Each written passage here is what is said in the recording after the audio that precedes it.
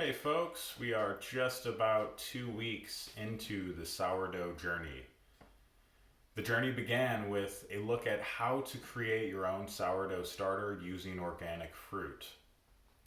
I chose organic blueberries because of their availability at this time of year, and overall, from what I understand about the various types of fruit which can be used in this type of scenario, the blueberries are a great source of yeast and lactobacillus.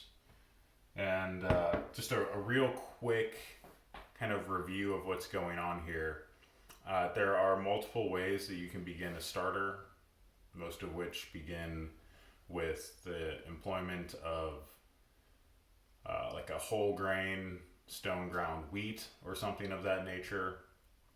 Really, any type of grain, and then exposing it to the air so that wild yeast can get into that environment and begin to feed on the sugars which are present in the grain. However, this is a slightly different approach. We are relying on yeast that has collected on the outside of the fruit itself, builds up on the skin throughout the lifetime of the fruit, and then all we're doing is giving that fruit a new home inside of a jar with some water. And over the course of about 3 or 4 weeks, the lactobacillus and yeast are going to feed on the sugars available in the fruit and ultimately multiply and give us a nice starting colony or culture, which can be transferred into a jar and fed with flour later on in the process. So we're just about 2 weeks in. I put out a video when creating this jar or culture and stated, right about 2 weeks into the process, what we want to do is revisit our young culture and just burp the jar. So if you're unfamiliar with that terminology, really all we're going to do is open it up, let it breathe a little bit, smell the culture itself, see if it's rank, if it has kind of like a clean, sour smell, and determine whether or not we can proceed with the process. If it is clearly rank and smells just absolutely horrible, that's an indication you will want to just abandon this project and start anew with either more fruit or a different type of fruit. If it smells good, kind of like a nice, sweet, clean sour, then you know you're onto something. And all we're going to do is put the lid back on and wait another couple weeks. I would highly recommend labeling your lid with the date. That way you know, especially if you have multiple fruits going in jars at the same time, or if you started them on different dates, you'll know exactly when it began, and that should allow you to project your end date or the time at which we will extract the water from the jar. But this is, obviously started out just a nice clean water, and we can see the fact that I haven't done anything with this at all aside from keeping it inside the cabinets up here, but the breakdown process has begun. A really nice hue from the blueberries going on here. So with that said, I'm just going to pop the lid off, and you can see,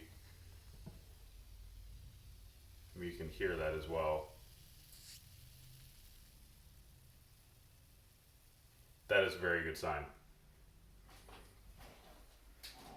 And it smells kind of like a natural blueberry soda. Is that not amazing? This is just plain water that I've added in with organic blueberries. Yeah, this is looking very good so far. So I just want to let that pressure release. Maybe get a little bit of fresh air in there. And we're just going to cap it up and let it rest for another 2, maybe 3 weeks.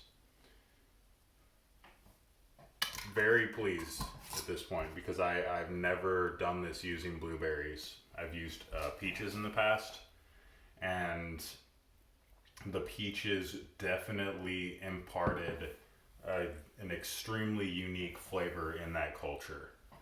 So I don't want to make this video too long at this point. There's a lot of stuff we can get into at a later date with regard to how we can actually use this culture. But to give you a little bit of a preview, after that next 2 weeks elapses, we'll be extracting the water from this jar and then transferring to a separate container where we will mix it with flour, and that will kind of kickstart or begin the legitimate starter process, which we can then use for baking. But, and this is something I find very exciting being a home brewer, this yeast, this wild yeast, can be used to brew beer. And if you're familiar at all with the brewing process, there's this concept of attenuation, and that is essentially the effectiveness of how well the yeast will convert sugars into alcohol. And most brewing yeast that I've used will convert at probably 70 to 80% of the sugars into alcohol. The peach starter that I used was something like 90-ish plus percent, which results in a very dry finish because you're leaving less sugar in your product. But I digress. That's a totally different ball game. So maybe I'll get into brewing concepts and some basic brewing tips and processes at a later date. But very excited at this point. Beautiful color. Clearly the process is underway, and it really just is a matter of a waiting game at this point. So we'll be back in about 2 weeks with an update, transfer it over to the final resting place for the starter, and I'll show you some more tips about how to continue the journey. Peace.